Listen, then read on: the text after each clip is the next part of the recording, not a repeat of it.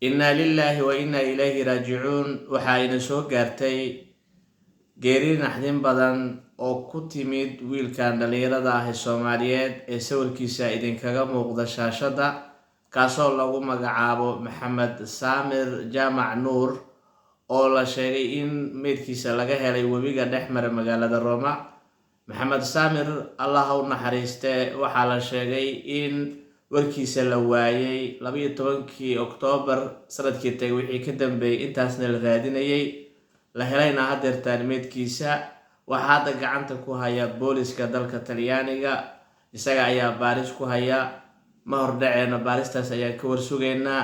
hase ahaatee waxaan xanuunka la qaybsanaynaa iyo murugada shacabka Soomaaliyeed uu ka baxay, khaasatan ehelkiisa iyo walaalihiisa iyo asxaabtiisa.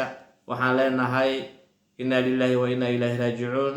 ilaahay ha u raxmado oo rabbi naxariistiisa ha siiyo, jannatul firdowsana Allah ka waraabiyo. wixii kusoo kordha geerida Maxamed Saamir, Allah yarxamu, waa idinla soo wadaagi doonaa. isla mar ahaantaasna waa idin soo gudbin doonaa goorta la aasayo iyo aaskiisaba waad nala socon doontaan hadduu Ilaahay yiraahdo. mar labaad waxaan idin leenahay inna lillahi wa inna ilayhi raajicuun. walaalkeen, Ilaahay ha u naxariisto.